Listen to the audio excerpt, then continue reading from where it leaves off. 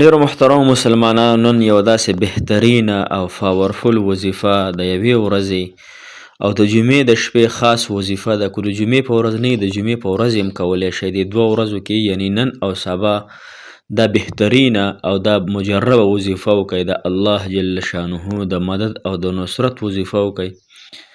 دا وظیفه او دا ورد حضرت نوح علیه السلام فرمایلی وه، یعنی د هغوی وظیفه را د هغوی ورد دی. محترم مسلمانانو، کم انسان چې په څونه مشکلاتو کې پریشانو کې راګیر شي نو هغه انسان به دا وظیفه کې ربي انی مغلوب فانتصر، ای زما ربه زه بېبس یمه، زه څه شی یمه؟ بېبس یم، ته زما مدد وکړه. نو محترم موږ په نکاح کولو کې بېبسي محتاج یی، موږ په قرضونو کې محتاج یی، د بل د خپل رب محتاج یی، موږ په کاروبار کې محتاج یی، موږ په غریبۍ کې محتاج یی، موږ په مالدارۍ کې محتاج یی، موږ په بیمارۍ کې محتاج یی، موږ په دنیا کې محتاج یی. غریبانانی محترمو، موږ د دنیا په هر یو څیز کې محتاج یو. نو نوح علیه السلام به دا دعا فرمایله ربي انی مغلوب فانتصر، ای زما ربه زه بېبس یمه، زه عجز یمه، زه ګناهګار یم الله، زه حاجتمند یم الله، زه مشکل کې ګیر یم الله، ای مالک الله ته زما مدد وفرمای. محترمو، خپله بېبسي دې کې ښکاره کول دي او دا الله جل شانه د کلام د څلورو ټکو وظیفه ده.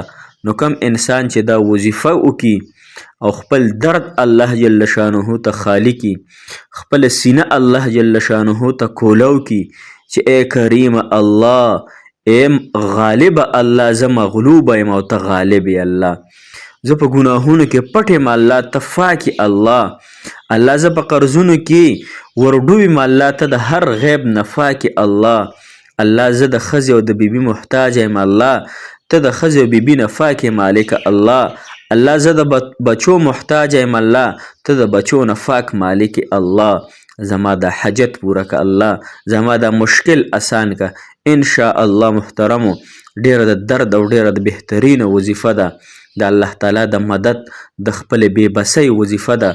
دا وظیفه انشاء الله تاسو د خپل ځان دپاره خپلو حاجاتو دپاره شروع کئ. انشاء الله د رب العالمین د ذات نه پوره امید مې دی چې ستاسو حاجت دې سره الله جل شانه پوره کړي. السلام علیکم ورحمت الله وبرکاته.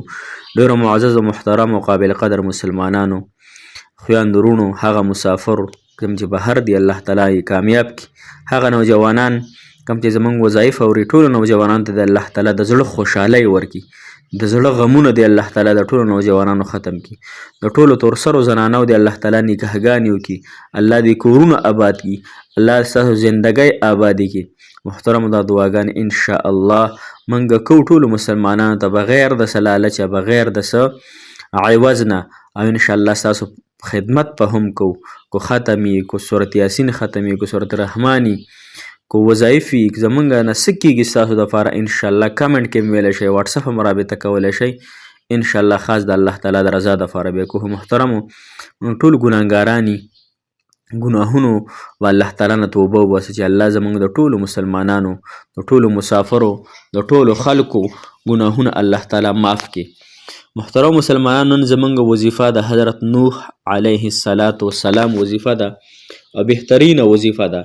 داسې وظیفه ده محترمو چې تاسو به انشاءالله شاید چې دا وظیفه تاسو نه وي کړي، خو نن چېرته زه په کومه طریقه ښیمه، کومه بهترین دغه سره ریزلټ درته ښیمه، انشاءالله دا تاسو خامخا وکئ. ګوره محترم مسلمانانو، د الله جل شانه ذات د هر څیز نه پاک دی، وراء الورا ذات دی، چاته حاجتمند نه دی، چاته بېبس نه دی. د الله تعالی په شانتې زورور طاقتور الله او اله بل موجود نشته دی. زموږ ټول حاجتونه د الله تعالی په نسبت باندې د ذرې برابر نه هم کم حیثیت لري. هیڅ ورته نه دی الله جل شانه ته. هو محترم مسلمانانو، دا خبره یاد ساتئ چې الله تعالی د انسان مصلحت ته ګوري. ګوره مصلحت دې ته وایي چې یو کار دی ستا دې کار کې خیر شته او کو نشته دا الله تعالی ته پته ده، موږ ته پته نشته. موږ یو جینۍ سره یا یو هلک سره محبت کوو، موږ د هغې دپاره وظایف کوو، خو موږ ته دا پته نشته چې دې کې زما خیر شته او کو نشته. دا خبره شوه. بله یو مشکل دی، یو بیماری ده، یو نور څه مسله ده، بل قرضونه دي، هر څه چې دي مشکل دي، نو دې کې موږ ته پته نشته چې زموږ خیر شته او که نو. خو موږ به دې وظیفې سره تاسو ته یو بهترینه نقطه زه فرمایمه عرض کومه محترمو، هغه دا ده چې تاسو کله هم دعا غواړئ که نه، کله هم وظیفه وکئ او څه حاجت دپاره یې وکئ، نو تاسو یو لفظ خامخا وایئ الله د دنیا او د آخرت خوشحالی راکړي، د دنیا او د آخرت غمونو تکلیفونو بیمارو مصیبتونو نه مې وساتي. دا خامخا وایه ها. الله د دنیا عافیت راکړي، داسې یا وایه الله د دنیا عافیت راکړي او د دنیا او د آخرت عافیت راکړي او د دنیا او د آخرت د مصیبتونو خپلو عذابونو تکالیفونه مې وساتلی کړي. صحیح شوه. خبرې ډېرېږي محترم مسلمانانو، راځئ وظیفې سیټ ته ځو. دا ربي انی مغلوب فانتصر، دا وظیفه د نوح علیه السلام و محترمو. تاسو ته پته ده چې 9.5 کاله نوح علیه السلام دعوت تبلیغ کړی ها. خپل امت ته به یا ایها الناس قولوا لا اله الا الله تفلحون، ای زما قومه، ای زما امت، تاسو لا اله الا الله وایئ کامیاب بشئ. نوح علیه السلام ډېر غټ هغه ادم ثاني ورته ویلی کېږي. د آدم علیه السلام نفس الله تعالی د هغه نه دنیا بیا آباده کړې، نو چا ورسره حدیث مبارکو کې راځي 82 کسان ورسره ایمان راوړه، باقي الله تعالی هغه د دنیا نه د ځمکې نه ختم کړل. نو دغه وخت کې به نوح علیه السلام دا دعا غواړي، الله زه بېبس یم، الله ته زما مدد وکړي. نو الله تعالی داسې مدد وفرمایي محترمو چې دې زمانه کې هم د قرآن کې او حدیثو کې او د خلکو په خولو باندې د نوح علیه السلام د قوم او د هغې تذکیرې دي. نو محترم مسلمانانو د نوح علیه السلام قوم الله تعالی څه کو 80 یا 82 کسان یا مارغان چرین فرین دا په کشتۍ کې سواره کړه او الله تعالی یو داسې زبردسته اوبه راوستلې د ځمکې نه او د بر اسمان نه چې ټول په ټوله الله تعالی هغه په دنیا د ځمکې نه الله تعالی ورکړل. نو انشاءالله زموږ حاجت وړوکی دی، زموږ بیماري وړه ده، انشاءالله زموږ نور مشکلات دي هغه واړه دي، خو الله تعالی ته خپله بېبسي ښکاره کوو چې الله زه ګناهګار یم، الله ریاکار یم، سیاکار یم، الله ته خو زما مدد وفرمایي، الله مخلوق ته ورځم الله مخ واړوي، الله تندی ترې وکړي، الله شا راوګرځي، الله ته خو زما رب الله زه ګناهګار یم، الله دا زه منم چې ما ډېر ګناهونه کړي، الله خو زه د خپلو ګناهونو نه هم توبه وباسم او الله زما حاجت پوره کړي.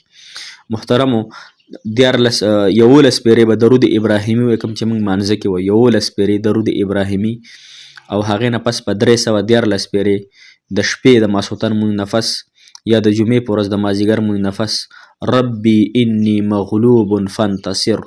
بسم الله ته مخکې وایه، بسم الله الرحمن الرحیم، هره پیره ته بسم الله مخکې وایه، بسم الله الرحمن الرحیم، ربي انی مغلوب فانتصر، ربي انی مغلوب فانتصر، ای الله زه مغلوب، ای الله زه بېبس یم، الله ته زما مدد فرمایي، الله زه په فلانکي حاجت کې بېبس یم، الله په فلانکي کې یم، الله په فلانکي کې یو حاجت الله تعالی ته یادوئ، الله تعالی خوشحالیږي په دې باندې چې ما نه خپل بنده غواړي. محترم او دا چې 314 پیرې وایي نو بیا 11 پیرې درود ابراهیمي وایي، انشاءالله بېګاله یې وکئ او انشاءالله سبا د جمعې د مازدیګر د مونځ نفس یعنې جمعې په ورځ د مازدیګر مونځ نفس یې هم وکئ، انشاءالله د 2 وختونو کې وکئ او الله تعالی ته فریاد وکئ، جړه وکئ، الله چېرته لاړ شم، الله نشم تللی، الله په تا مې توکل دی، الله